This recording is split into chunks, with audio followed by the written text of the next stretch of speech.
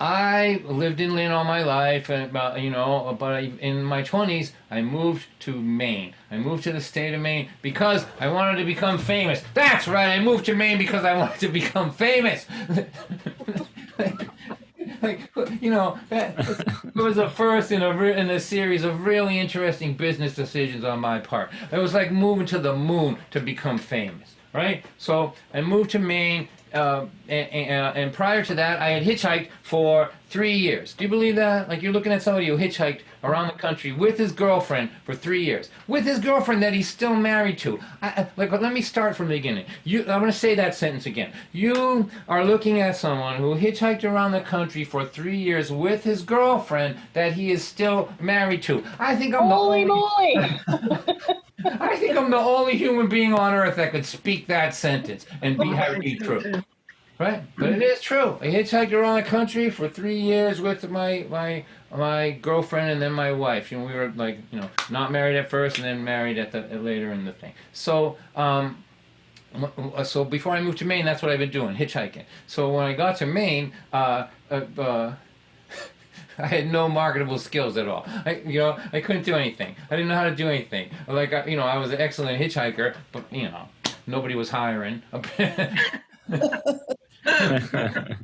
I kept looking through the paper. No hitchhikers wanted is what it said there. And the people who lived up there in Maine, they didn't like us. They called us Flatlanders. Those of you that are from Massachusetts, you know what I'm talking about. You've heard that before, right? Flatlanders. You know what that means? If you're not from around here, if you've never been to Maine, it means you ain't from here and you ain't ever gonna be from here. So it's just stop talking like you're from here. You're a Flatlander. And so the guy that, and first I thought they hated us, all of them, but then I realized that we became entertainment for them.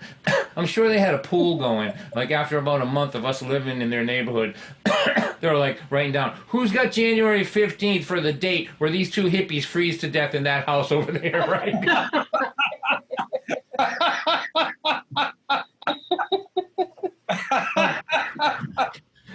So we were their entertainment, right? And then Wilbur, the guy who lived across the street from me, his name was Wilbur.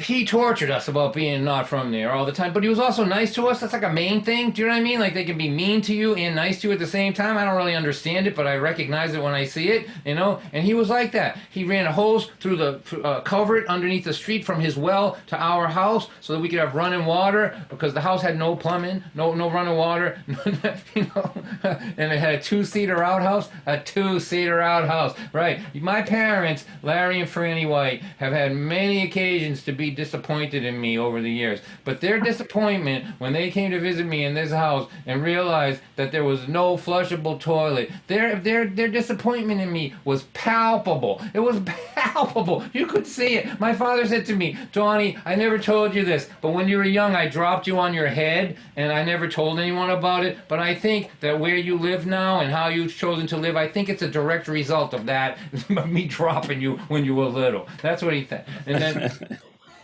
and he was saying to me, he said, what are you doing up here? I go, I'm trying to get back to the earth, dude. He goes, I don't know what that means. He goes, but if it means being dirt poor the rest of your life, you're doing a hell of a job. So my son was born in that house in 1980. Right? So he was born in a house with no plumbing, no running water, and a month worth of prenatal care and a month worth of postnatal care before and after, and then a nurse and a midwife and a technician coming to the house to deliver the baby. All of that care before the actual delivery and a month after. The cost, the total price for all of that, I'm not making this up, $400, right? I had a $400 baby. Like, I had like a Walmart baby.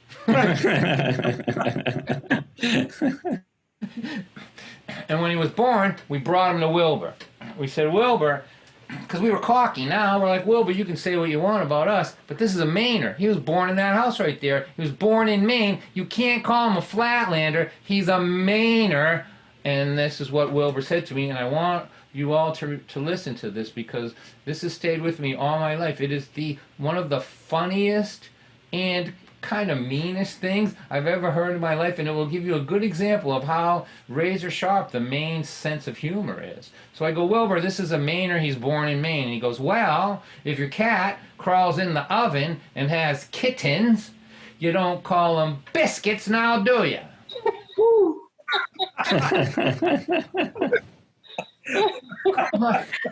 like, Wilbur, that hurt. So I got a job finally for minimum wage in a nursing home, and that's really what I want to talk about here before we take our little break. At this time in my life, I was 20 years old, and I was terrified. I woke up, as soon as I opened my eyes in the morning, my heart would start racing, and it wouldn't stop racing till I went to bed, because I was just in terror every minute of my waking day, because I couldn't imagine how I was going to be able to feed this kid. I didn't know. I didn't go to college. I had no skills. I didn't know how to do anything. I was hitchhiking to work. I was making minimum wage. Living in a house with no plumbing. You know, I just was. I just lived in terror of the future. And I got a job as a custodian in a nursing home, and it turned out to be the most important thing that ever happened to me, because I was trying to figure out what kind of man I was going to be. I was at the beginning of my adult life, and I was surrounded every day by 100 people whose stories were ending. Right? So I was trying to figure out who I'm going to be, and I was looking, if you live a certain way, this is what it looks like at the end. If you live another way, this is what it looks like at the end. And I was absorbing all this, all of these stories at their end, while I was at the beginning. Right? And so in one corner of that building was a guy named Mr. Bishop, and to this day he was the saddest human being I've ever laid eyes on. Think about that. I'm 63 years old. How many sad people have I met in my life? Thousands of them, right? He is by far the saddest, and it's interesting why he stayed in my memory. He wasn't evil. He didn't murder anybody. He just wasn't kind. He wasn't a kind person. He was selfish. He went to work, he had a few beers, he yelled at his wife, he went hunting, he pushed people out of the way to get the job he wanted. He was just that guy, right? Not evil, not a murderer, not a burglar, none of that, just not generous of spirit. The thing that made him so sad was that he was smart enough to know at the end of his life, when it was too late to do anything, that nothing he did in his life was going to give him any peace when he looked back on it. He would have given me his whole life savings if I could have sent him back for a month just to spread I love yous around, or let me help yous around, so that he could hold them in his hands as memories and feel good about them. But there was none of that, and it was too late. And he was tragic, like Shakespearean tragic. He was tragic in my mind like Macbeth is tragic, right? And I hated going in his room. There was this dark cloud over him all the time, and it was just, I just hated it in there. And on the other side of the building was Maddie Campbell. Maddie Campbell was 89 in 1978. Right? So she was born in the 1890s. And in her room, the sun was always shining. I thought she had a southern exposure. It wasn't that. The light was coming from her. She lived a life opposite of Mr. Bishop. It was just decade upon decade of kindness and generosity. And when she looked back at it, she didn't need to change a single minute of it. She just looked back at it and smiled and shined. There was just light coming off of her because her life made sense to her, and she didn't need to change any of it. And she adopted me. She adopted me. I would get my work done in like 2 hours, you know, janitor.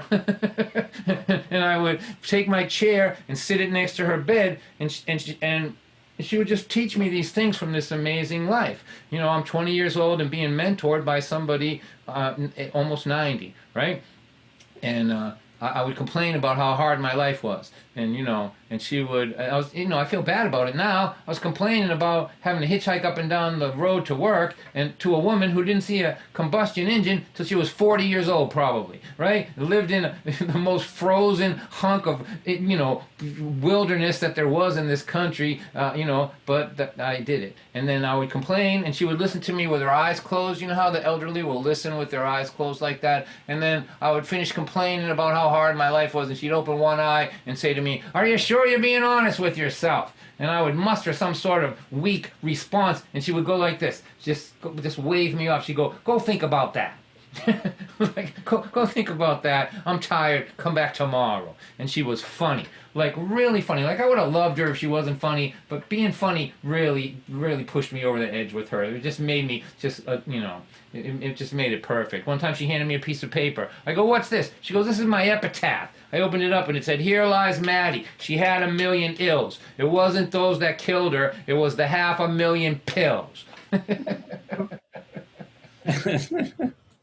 So I loved her, and before I wrap this story up, I just want to give you an example of how she taught me things. Because what happened was, little by little, she would teach me about like life lessons, and slowly I could feel that the racing in my heart was slowing down, and I began to imagine that even maybe someone like me might be able to manifest a life that they could be proud of someday.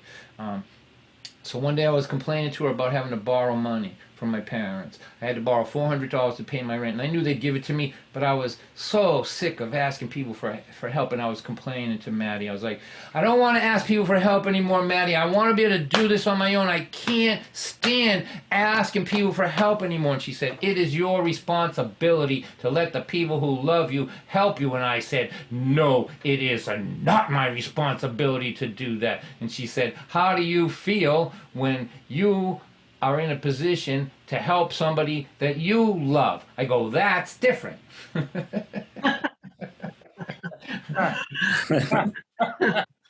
I go, "I like that feeling." She said, "Do you love it?"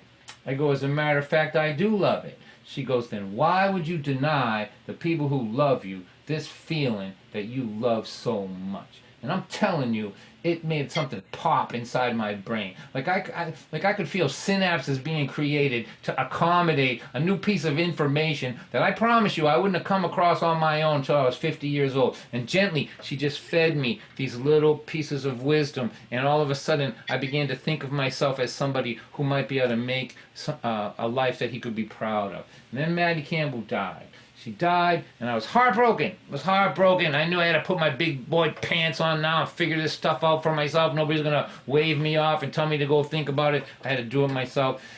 And that night I had a dream, and in the dream, Maddie was in the dream, and when I walked over to her in this dream, she had her hands cupped like this, and when I got close to her, she opened them up, and I looked down, and there, inside of her hands, were thousands of sparkling diamonds, and I knew it! I knew it in the dream, I knew it at 20 years old, I knew exactly what was happening. Every moment in this life when you do the right thing because it's the right thing to do, not because you want something back, every moment in this life when you do the kind thing, it gets compressed into a diamond. And Maddie Campbell's last gift to me was to show me these the thousands and thousands of sparkling moments of a life well lived. Not so I could see how many there were, but so that I could see the peace on her face at the end of her life as she gazed upon her life's moments and how beautiful they were and how well she spent her time. This was here this is what it looks like. This is what a face looks like when it's happy with the way it lived. And it was the most generous gift to me. I mean, it didn't really happen. It was a dream, but let's just say that it impressed me even in the dream, right? And then at the end, she whispered something into my ear, which I've thought about all my life, and I want to say it to you now. Let Maddie speak through me. She would be 130 years old now, so you would have no way of knowing her. But as a gift to her for being so important in my life, I just want to let her talk through me and say to you the one thing that she said to me in this dream that I've never forgotten. She whispered right here in this ear. She goes, "In the end, the person with the most diamonds wins." Woo! That is awesome.